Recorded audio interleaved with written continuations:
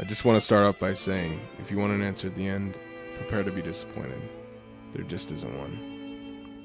I was an intern at Nickelodeon Studios for a year in 2005 for my degree in animation. It wasn't paid, of course, but most internships aren't. But it did have some perks beyond education.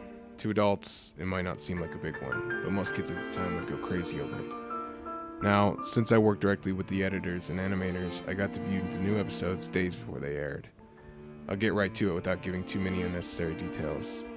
They had very recently made the SpongeBob movie, and the entire staff was somewhat sapped of creativity, so it took them longer to start the season. The delay lasted longer for more upsetting reasons. There was a problem with the series for premiere that set everyone and everything back for several months. Me and two other interns were in the editing room, along with the lead animators and sound editors for the final cut. We received the copy for that was supposed to be the fear of a Krabby Patty, and gathered around the screen to watch. Now, given that it isn't the final yet, animators often put up a mock title card, sort of an inside joke for us, with phony, oftentimes lewd titles such as How Sex Doesn't Work, instead of Rockabye Bivalve. When SpongeBob and Patrick adopt a sea scallop. Nothing particularly funny, but work-related chuckles. So when we saw the title cards, Squidward's suicide, we didn't think it more than a morbid joke.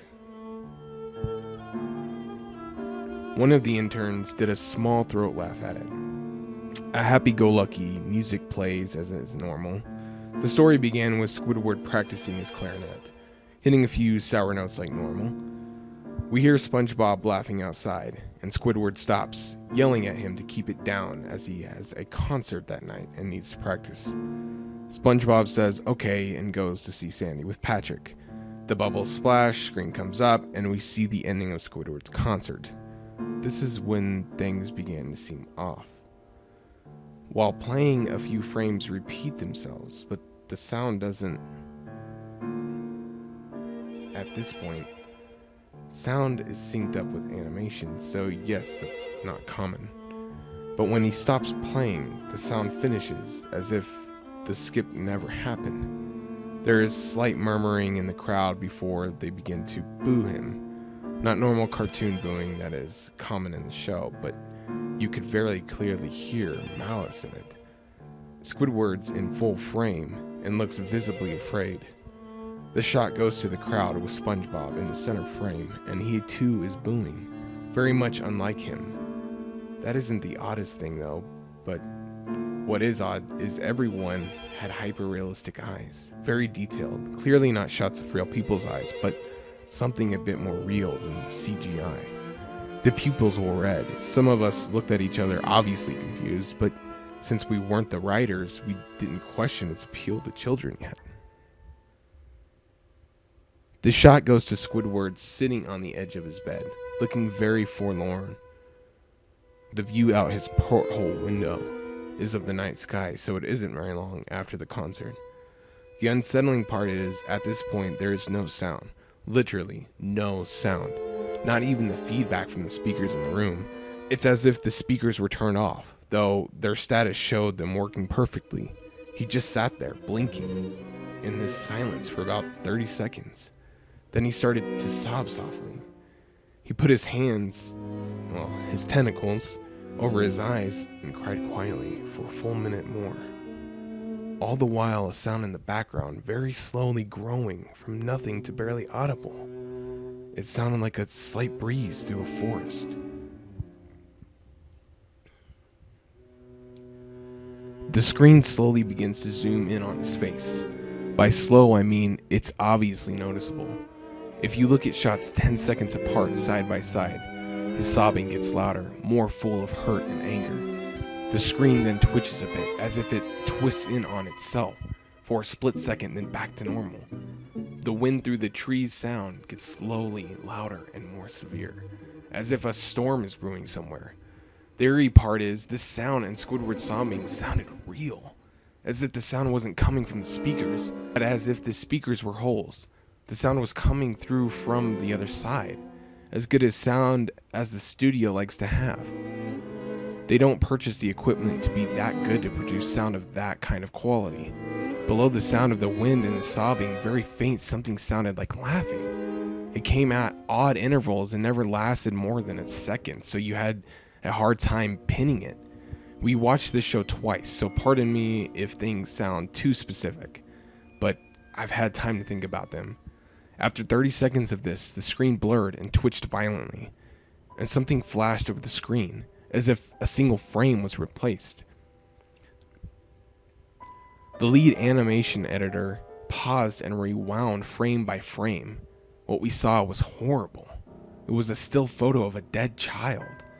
He couldn't have been more than 6. The face was mangled and bloodied. One eye dangling over his upturned face popped. He was naked down to his underwear, his stomach crudely cut open and his entrails laying beside him. He was laying on some pavement that was probably a road. The most upsetting part was that there was a shadow of the photographer. There was no crime tape, no evidence tags or markers, and the angle was completely off for a shot designed to be evidence. It would seem the photographer was the person responsible for the child's death. We were, of course, mortified but pressed on, hoping that it was just a sick joke. The screen flipped back to Squidward, still sobbing louder than before, and half body in frame. There was now what appeared to be blood running down his face from his eyes. The blood was also done in a hyper-realistic style, looking as if you touched it, you'd get blood on your fingers. The wind sounded now as if it were that of a gale blowing through the forest. There were even snapping sounds of branches, the laughing a deep baritone, lasting at longer intervals and coming more frequently. After about 20 seconds, the screen again twisted and showed a single frame photo. The editor was reluctant to go back. We all were. But he knew he had to. This time, the photo was that of what appeared to be a little girl, no older than the first child. She was laying on her stomach, her barrettes in the pool of blood next to her. Her left eye was too popped out and popped. Her entrails were piled on top of her above another crude cut along her back. Again, the body was on the street, and the photographer's shadow was visible, very similar in size and shape to the first. I had to choke back vomit and one intern. The only female in the room ran out. The show resumed. About 5 seconds after the second photo played, Squidward went silent, as did all sound, like it was when the scene started. He put his tentacles down and his eyes were now done in hyper-realism, like the others were in. The beginning of this episode, they were bleeding, bloodshot, and pulsating. He just stared at the screen, as if watching the viewer. After about 10 seconds, he started sobbing, this time not covering his eyes. The sound was piercing and loud, and most fear-inducing of all is his sobbing, and was mixed with the screams. Tears and blood were dripping down his face at a heavy rate. The wind sound came back, and so did the deep voice laughing. And this time, this still photo lasted for a good 5 frames. The animator was able to stop it on the 4th and backed up. This time, the photo was of a boy, about the same age, but this time the scene was different. The entrails were just being pulled out from his stomach wound by a large hand. The right eye popped and dangled, blood trickling down it. The animator proceeded. It was hard to believe, but the next one was different. But we couldn't tell what. He went on the next, same thing. He went back to the first and played them quicker, and I lost it. I vomited on the floor. The animating and sound editors gasping at the screen. The 5 frames were not as if they were 5 different photos. They were played out as if they were frames from a video. We saw the hand slowly lift out the guts. We saw the kid's eyes focus on it. We even saw 2 frames of the kid beginning to blink. The lead sound editor told us to stop. He had to call in the creator to see this. Mr. Hillenberg arrived within about 15 minutes. He was confused as to why he was called down there, so the editor just continued the episode. Once the few frames were shown, all screaming, all sound again stopped. Squidward was just staring at the viewer, full frame of the face, for about 3 seconds. The shot quickly panned out, and that deep voice said, "Do it." And we see in Squidward's hands a shotgun. He immediately puts the gun in his mouth and pulls the trigger. Realistic blood and brain matter splatters on the wall behind him and his bed, and he flies back with the force. The last 5 seconds of this episode show his body on the bed, on his side, one eye dangling and what's left of his head above the floor, staring blankly at it. Then the episode ends. Mr. Hellenberg is obviously angry at this. He demanded to know what the heck was going on. Most people left the room at this point, so it was just a handful of us to watch it again. Viewing the episode twice only served to imprint the entity of it in my mind and caused me horrible nightmares. I'm sorry I stayed. The only theory we could think of was the file was edited by someone in the chain from the drawing studio to be here. The CTO was called in to analyze when it happened. The analysis of the file did show it was edited over by a new material. However, the timestamp of it was a mere 24 seconds before we began viewing it. All equipment involved was examined for foreign software and hardware as well as glitches, as if the timestamp may have glitched and showed the wrong time, but everything checked out fine. We don't know what happened, and to this day nobody does.